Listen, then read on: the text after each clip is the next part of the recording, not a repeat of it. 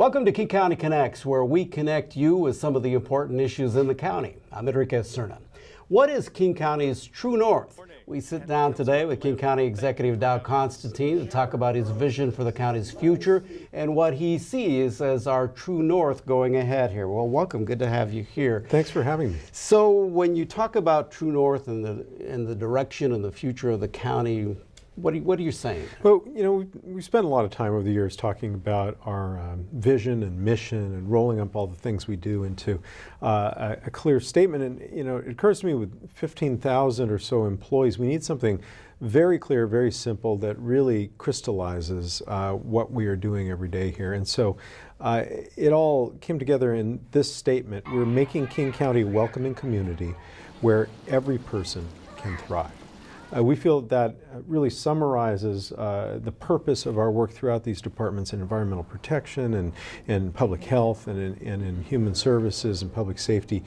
And it is something that is concise enough that we can use it as a way to sort of unify and propel our work forward. And in social justice as well? Well, absolutely.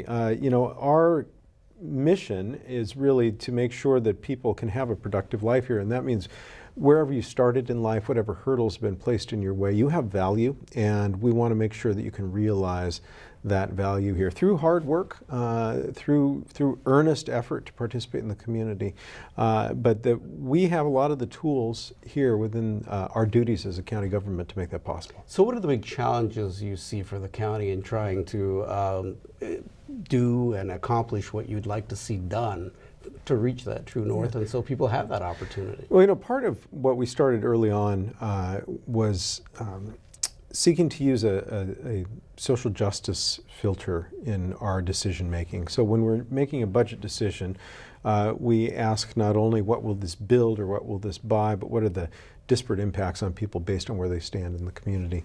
And making sure that throughout our operations, even when we're not talking specifically about a human services issue or criminal justice issue, that we're having the discipline to ask those questions.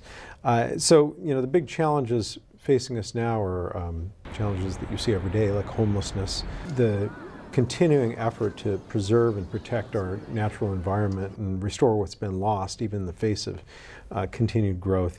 Really reforming our justice system so that we are getting to the root causes of people's involvement, and particularly for youth, making sure they can get on track and have a productive life. And then in public health, overcoming some of the vast disparities that we find in this, one of the most prosperous places in the country, where people just a few miles apart might have a difference in the average lifespan of some decade or more. Right.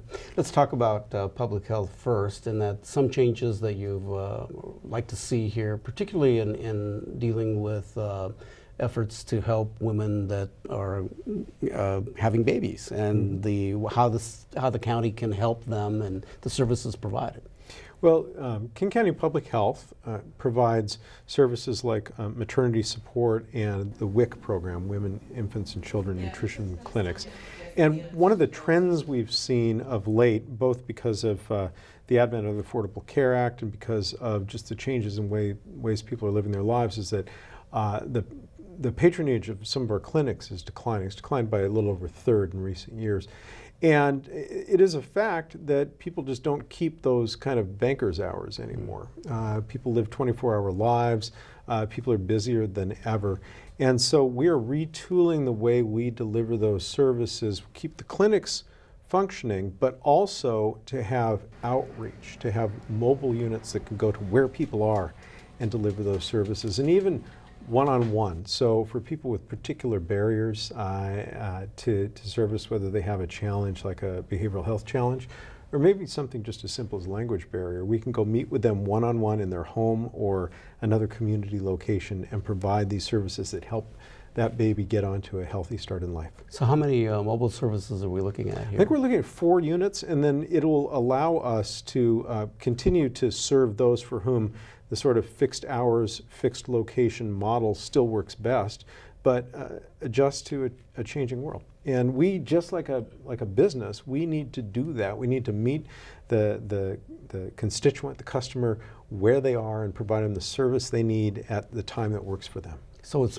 outreach, really. It really in is. the community to help And them this out. theme runs through a lot of what we're doing. We're becoming more flexible. We're becoming more innovative as we operate here in a growing county that is much more diverse than it was even when I took office. Yeah, and spread out as well. Yeah, so that's really going through there. Let's talk a bit about homelessness. Recent count showed actually a bit of a decline in the numbers out there. Still, there is a huge homelessness issue and crisis not only in the county but throughout the West Coast. What is being done to try to really make some inroads here, because it's such a complex issue? Yeah, it's tremendously complex. We brought everyone together last year at one table to really identify the root causes, which clearly the housing crisis and housing prices are a big part of that.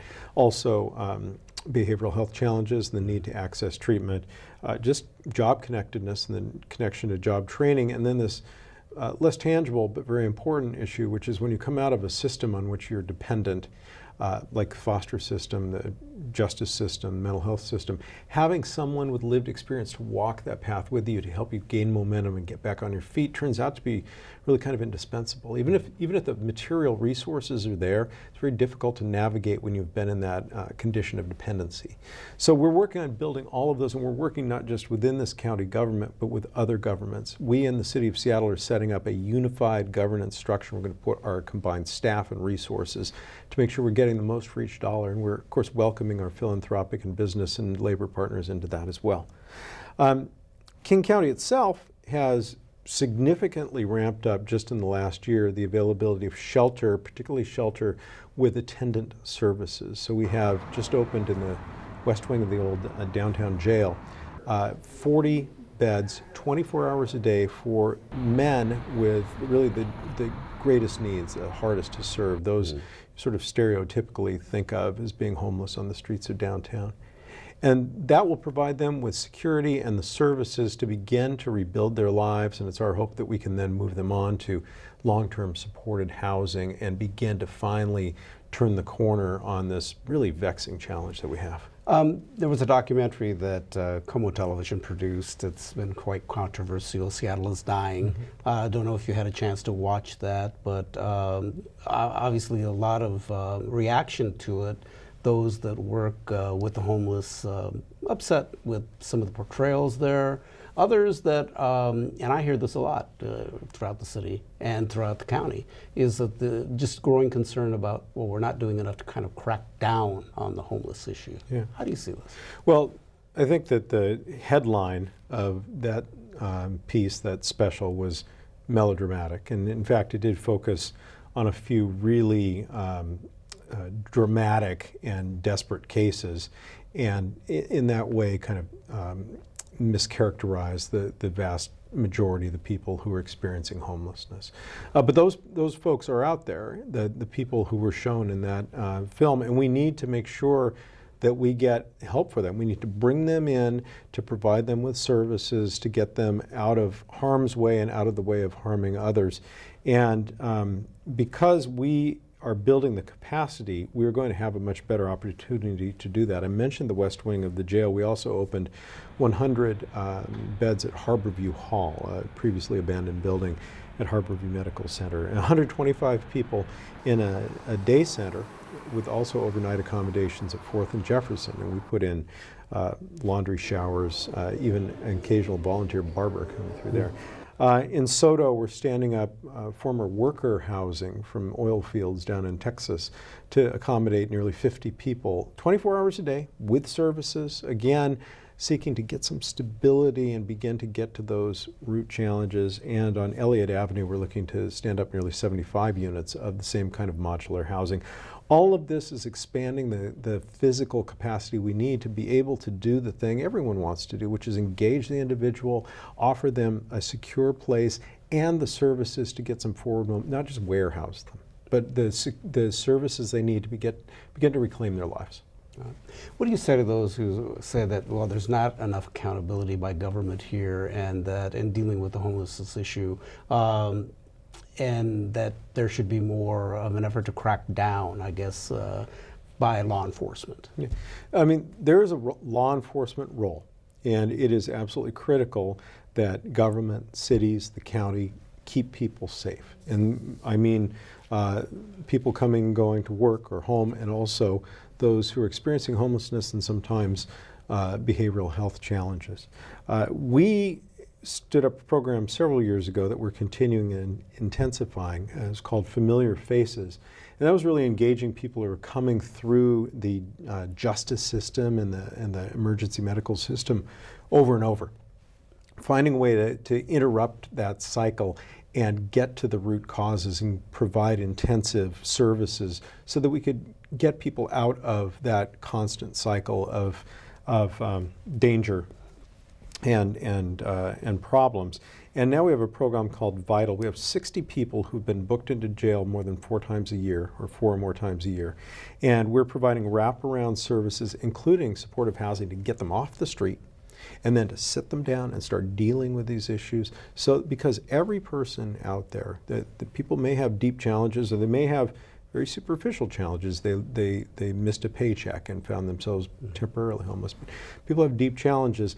We think we need to do more than simply write them off or warehouse them in the justice system at great expense to little benefit.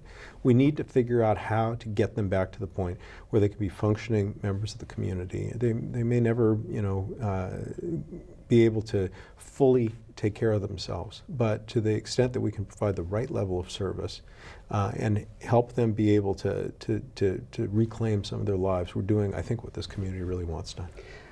Let's talk about the progress on zero youth detention. I know that that's been a real controversial issue with the building of a new youth and children's juvenile facility. Much blowback from the community as well on that. But do you feel that the progress now is being made so that you can provide the services to provide some, to also deal with that blowback that you're getting in the community? Yeah, well, I mean, the fact is we have a 200-bed juvenile detention facility right now, or more than 200 beds. When the Children and Family Justice Center is complete, we'll have a 112-bed facility. And that facility will have a lot more of the programs and services that not just the kids but the families need, including the courts, to be able to move forward. The whole genesis of the Children and Family Justice Center was child and family advocates coming to us and saying this system is not working. The kids are going into detention, but the kids are not getting, nor are the families getting, the rehabilitative services they need to have a better chance of moving forward with a productive adult life. So that's what this thing is designed to do. Meanwhile, we're continuing to reduce the number of kids who have to be in secure detention. We 20 years ago had about 200 kids in detention every night. 10 years ago it was over 100. Today it's about 40 or so charged with crimes as youth. And we are involving a very large percentage of those now in alternatives to secure detention. 42% of justice-involved youth were in alternatives in 2018. That was up from 26% in 2013. So this is our continued effort to work kid by kid, day by day, toward that ultimate goal of not having to have secure detention for youth, but having robust alternatives, and mostly preventing the conditions that cause kids to come into contact with the justice system in the first place. One of the successes we had just last week, the Washington State Legislature approved the legislation we supported to eliminate the use of detention for so-called status offenders. So the example I would give is a kid who runs away from foster care. The state of Washington would go out, get a warrant, have the kid arrested, and brought to juvenile detention. The kid has committed no crime. And most of the kids are simply running away from a bad foster placement.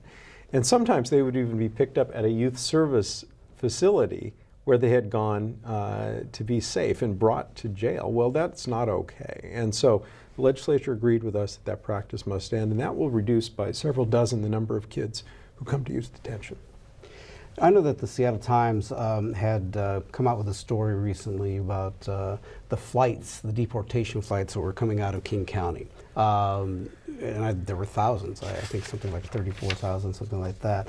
Now there has been an effort, I know that was something you were not pleased with, to change that. Yeah. And at this point, so what's happening now? Well, you know, we have a standing policy in this county that we will obviously comply with a judge's order, but we will not comply with an administrative or bureaucratic request to hold someone that the courts don't want to hold in our jail, for example. Well, we've come to find that our county-owned airport, Boeing Field, is being used to deport people by the thousands, and that is not consistent with the values of this community. So I issued an executive order stating that we would change our practices, our contracting, and seek to eliminate that practice by what are called fixed base operators. These are third parties to whom we lease space at Boeing Field, and they're the ones who bring in the business and other jets. I'm pleased to say that Modern Aviation, which is one of those fixed base operators that had been the one in question, has said that they don't want to handle those flights and that they're going to work with their own vendor to eliminate those flights. And the other fixed base operators have said the same. So this is our contractors recognizing the values of the community in which they're doing business and modifying their business practices to meet that. And I think that's a good thing. Don't see that as the role of the county in trying to help that in any way. Well, we just don't believe that we want to be facilitating this kind of wholesale deportation of immigrants and refugees. I mean, clearly, if a judge in a court of competent jurisdiction says that this person must be held or must be deported, we're not in a legal position to stand in the way, but we're not going to be an active facilitator of what is essentially a political policy promulgated by this administration. Right. It's also a federal issue, not a state or a county issue as well. But we own the airport, so right. we believe we have something to say about it. Out of this session of the legislature, one of the things that they did act on was rolling back Initiative 200, which banned affirmative action in Washington State in contracting and hiring. That was passed by the legislature. There was another measure called I-1000, backed by actually 3 former governors, you know, from Washington State, former Governor Dan Evans and Chris Gregoire, and former Governor and King County Executive Gary Locke. Your stand on that? I strongly support the legislature's action in adopting Initiative 1000, and finally, after these decades, I guess, turning back, Initiative 200. It was cruel and wrong-headed when it happened, and we believe that it will open the door for us to help make up for some of the inequities that exist in this community and in our country. One of the things we're all learning as we focus not just on equality but on this idea of equity is that people start in different places in life, and a lot of the ways in which people start in different places are born not of random chance but of decisions, choices that have been made historically that have advantaged some of us and disadvantaged others. The stealing of the land from Native American people and the exiling of them to reservations, slavery, and then Jim Crow that followed it. The influences of those choices are deeply embedded in our institutions and in our society. And simply being conscious of them and being able in some way to help make up for them, to provide opportunity for all, to create a community where every person can thrive, is, I think, a high priority of King County government. Has it been a barrier in some respects with Initiative 200 in effect to some of the hiring that is done in the county? Yes, I mean, we're very intent on understanding what the demographics are of our workforce. We make sure that we're providing opportunity for everyone, including people coming from non-traditional backgrounds or from groups that have been historically excluded, to get the training, to get the access to apply for jobs, to get whatever assistance they need in order to be able to succeed. And that's primarily what we will continue to do. We've made a lot of progress making sure that not just the entry-level jobs, but all throughout, including the highest paying and most responsible positions, reflect the county that we are serving. And I think that's critical, not just from an abstract equity and social justice perspective, but from the perspective of our ability to deliver excellent customer service and really connect with the people we serve. Since this will no doubt it's going to be challenged out there, and there will probably already be a campaign, I think, that is underway to try to gather initiatives to challenge, or initiative signatures anyway, to challenge it, signatures from those that are voters in the state. Will you be out there campaigning against it? Yeah, absolutely, and I will be. Of course, I have several campaigns to run this year, including for our King County Parks levy. But we will be out there making the case that if you believe in fairness, that I-1000 is the fair way to go. Yeah. What do you see as the greatest challenge to the county right now of the things that you have to deal with on a daily basis? You know, I mean, the greatest challenge to all of us is global climate change, right? The effects come on incrementally, slowly, but you know, in sort of historical terms, they're actually happening quite rapidly. And that is going to affect everything we do and experience here. And we have to rededicate ourselves to fighting climate change and really to preparing for the impacts that become inevitable. But beyond that, I mean, income inequality is a real challenge. I mean, a lot of what you're seeing on the streets of Seattle and homelessness, it goes back to this issue where there's so many people who are doing better than ever and others stuck in place or being left behind. It skews the housing market, and it causes people to kind of be washed out of participating in our community. And that is also an opportunity, though, because we have all this prosperity. And what we have to do is to create the programs and the structures to make sure kids get off to a good start, and that school-age kids are getting the training they need to participate in this modern economy, and ultimately that everyone is able to grab onto this economic story and to use their hard work and gumption to do better than their parents did. Yeah, so many people that have been kind of pushed out of Seattle proper to South King County, just looking for that place to be able to afford to live. And you know, you can find a place where you can afford to live, but you're experiencing a commensurate increase in your transportation costs, a loss of time with your family, all of those other issues. One of the things that building a light rail system does, it doesn't just respond to kind of existing demand for transportation or give you a way around traffic. It really connects the educational and economic opportunities and the housing opportunities of a much broader region, ultimately from the middle of Pierce County to the middle of Snohomish County and all across King. And that is going to change the equation dramatically. And it is only a couple years before we begin opening stations very, very rapidly. And that will really upend the economics of the housing market and the way in which people are able to find jobs and education around here.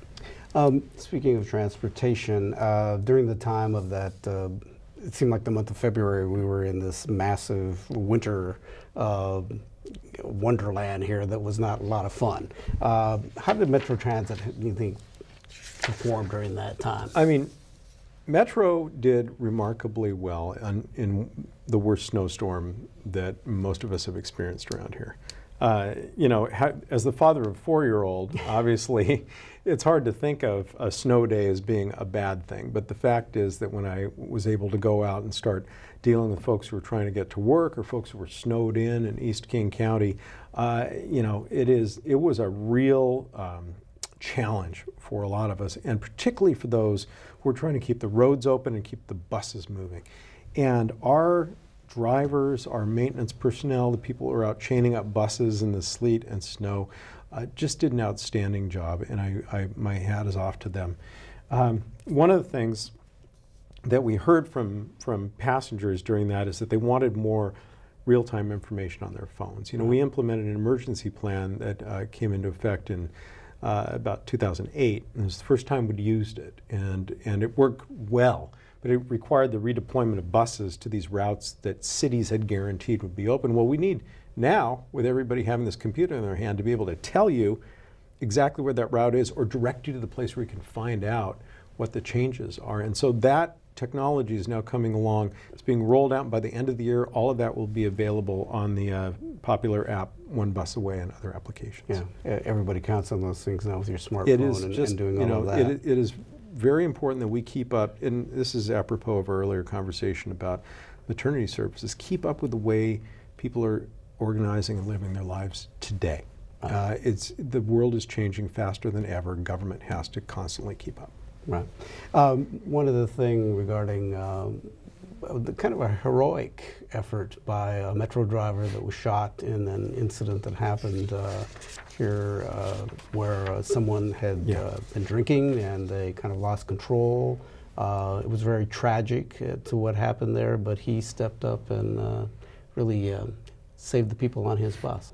Eric Stark has been a Metro transit operator for several years, and he was on his ordinary afternoon route up in Lake City when a man came out into the middle of the street, assumed a shooting position, and shot him through the windshield of his bus. I don't think many of us can say with confidence that we would be able to do what Eric did next, which is to back his bus up, turn it around, and drive his passengers several blocks to safety. It was a remarkable act of heroism, and we thanked him. The Washington State Legislature thanked him, and he and his wife Kim, who also works for Metro, by the way, are forever in our debt for their service. But it is an example of the kind of folks we have working here at King County. They care very much about the people they serve, and I just want to ask people to maybe have a kind word for their bus driver as they board the bus on their way to work next week. Yeah, not always an easy job, particularly when something like that happens. It can be a very difficult job. Hats off to Eric and his wife, and thankfully he survived in that incident. Yeah, and he's doing very well. All right. Well, thank you, sir, very much for your time, and we'll continue to follow what's happening here as we try to reach that true north here in King County and have a good year where well. Every person can right. thrive. Thank you very much, Constantine. And thank you for joining us for this edition of King County Connects. I'm Enrique Cerna. You can visit us online at KINGCOUNTY.GOV/KCTV. We'll see you next time.